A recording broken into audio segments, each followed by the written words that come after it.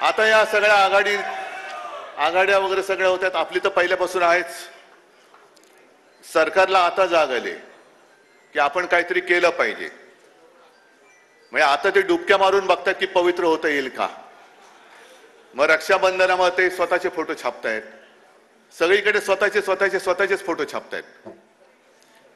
तुम्हाला जे काय आज मी बोलवलेलं आहे, आम्ही सगळ्यांनी बोलवलेलं आहे, पुढच्या ज्या काही गोष्टी करायच्या त्या तुम्हाला करायच्या आहेत. आम्ही तर आहोतच. पहिल्या प्रथम आपण सर्वांनी एक शपथ घेतली पाहिजे की कोणत्याही परिस्थितीत मी किंवा महाराष्ट्राचं हित, माझ्यापेक्षा महाराष्ट्राचं हित आम्ही जपू. मला उमेदवारी मिळाली नाही मिळाली तरी चालेल, पण ह्यांना खाली खेचू. आणि साहजिकच आहे, आपल्यात काड्या घालणारी लोक आहेत, युतीमध्ये बसलेत. त्यांच्या मुख्यमंत्री पदाचा चेहरा कोण? उद्धव ठाकरे होणार का आणखीन कोण होणार? मी आज सगळ्यांसमोर स्वच्छ सांगतो की पृथ्वीराजजी तुम्ही आलात, पवारसाहेब तुम्ही आलात, तुम्ही आत्ता तुमच्यापैकी कोणाच्याही मुख्यमंत्री पदाचं जाहीर करा. उद्धव ठाकरेचा त्याला पाठिंबा असेल, या जाहीर करा. कारण मुळामध्ये मी माझ्यासाठी लढतो ही भावना माझ्यात नाहीये. ज्या क्षणी मी मुख्यमंत्री पद सोडलं ते पुन्हा जे काही लढतोय मी माझ्या स्वार्थासाठी नाही लढत, माझ्या महाराष्ट्राच्या स्वार्थासाठी लढतोय. आणि आजपर्यंत कोणाची हिंमत झाली नव्हती, ती यापुढे सुद्धा होणार नाही. महाराष्ट्राला झोकवण्याची जो हिंमत करतो त्याला आम्ही गाडून टाकतो. ह्या इतिहासाची पुनरावृत्ती आम्हाला करायची, गाडून टाकू आम्ही त्याला. त्याच्यामुळे हे जे काय चाललंय, मुख्यमंत्री कोण होणार करा, आत्ता जाहीर करा, या सगळ्यांच्या समोर जाहीर करा. आणि मी तुम्हाला पाठिंबा देतो की नाही ते होऊ द्या, सगळे चॅनेलवाले करून टाका जाहीर.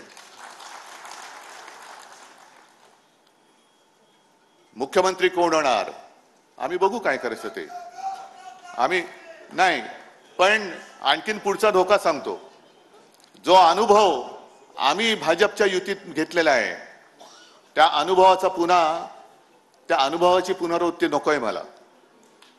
आम्ही 20 वर्ष, 25 वर्ष, 30 वर्ष सेना भाजप युती, मग जागा वाटप व्हायचा, मग अशाच बैठका व्हायच्या आणि त्या बैठकांमध्ये जाहीर केलं जायचं की ज्याच्या जागा जास्त येतील त्याचा मुख्यमंत्री. आणि हेच धोरण हे आम्ही एकमेकाच्या पायावरती धोंडे पाडण्यात टाकायचो. कारण तुझ्या जास्त जागा आल्या तर तुझा मुख्यमंत्री होईल, मग तुझी जागा मी पाडणार, माझी जागा तू पाडणार, तो आपली जागा तो पाडणार. म्हणजे पाडापाडीच्या राजकारणामध्ये युतीला काय महत्व राहिलं?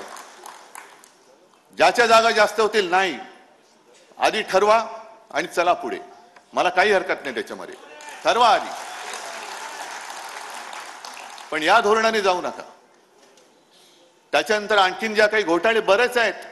मी आज थोडं काय विचार केला की पहिल्या प्रथम ही बैठक होते, मुंबईत होते, यजमान पद स्वीकारूया आणि जरा ओपनिंग बॅट्समनची भूमिका बजावूया आपण. ओपनिंग बॅट्समनचं कसं असतं की चांगला स्कोर केला तर केला, नाही तर विकेट फेकायची आणि मॅच एन्जॉय करायची. बाकीचे प्लेयर खेळणारे आहेतच, त्यांची बॅटिंग बघू. तर त्यांच्या ज्या काही योजना आहेत त्याच्यात आणखीन एक योजना त्यांनी काढली, हा सुद्धा एक घोटाळा आहे. आणि तुम्हाला मग कळेल की मी नेमकं काय म्हणतोय, तुम्हाला काय करायचंय, मी काय करायचं, हे तुम्ही स्वतःला विचारलं पाहिजे की मी काय करायचं. त्यांनी आणखीन एक जी काय घोषणा केलेली आहे, 50,000 दूत आले ना तुमच्या कानावर, काय योजना दूत, म्हणजे सरकारच्या योजना या घरोघरी पोहोचवण्यासाठी 50,000 दूत हे यांचेच चेले चपाटे असतात. 50,000 दूतांना 10,000 रुपये पर मंथ, म्हणजे लाडक्या बहिणीला 1,500 रुपये. आणि यांना पोचवायचं नाही, ते आपल्याला पोचवायचं, पण यांच्या योजना पोचवणाऱ्याला 10,000 रुपये.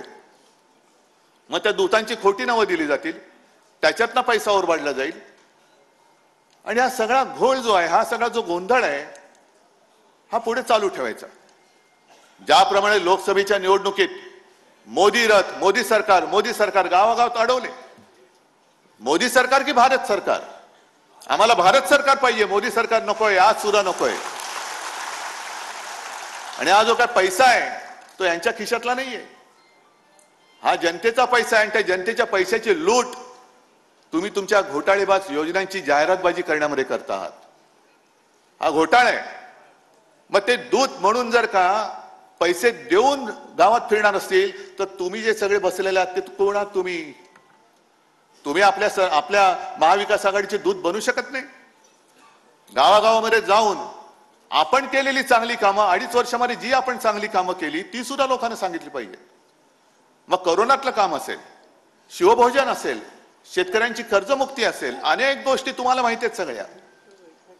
या सगळ्या गोष्टी जसं ते एक थापेबाजी करणार आहेत. अहो आम्हाला तर 2.5 वर्ष आम्ही भोगली, त्याच्यानंतर आता 2.5 वर्ष तुम्हीच बसलात तिकडे. मग 2.5 वर्षामध्ये जे काय केलं ते खरं खोटं सरकार म्हणून हे सांगतात, काही जनता म्हणून सांगेल तुम्ही काय केलं होतं आणि आम्ही काय केलं होतं. आणि म्हणून मी शिवसैनिकांना एक मागे कार्यक्रम दिला होता. जसं 2014 साली चाय पे चर्चा ही जी काय मोदीने एक वापरली होती टूम, माझं म्हणणं आहे की आता होऊन जाऊ दे चर्चा, होऊन जाऊ दे चर्चा. तुम्ही काय केलं आणि आम्ही काय केलं. नुसतं तू नालायक आहेस म्हणून मी लायक होत नाही, आम्ही काय केलंय हे सुद्धा त्यांना सांगावं लागेल. आणि निवडणूक लांबवण्याचा जो काय त्यांचा जो खटाटोप चाललाय, महापालिका निवडणुका घेतच नाहीयेत. विधानसभा सुद्धा आता म्हणतायत की एखाद महिना पुढे ढकलतील.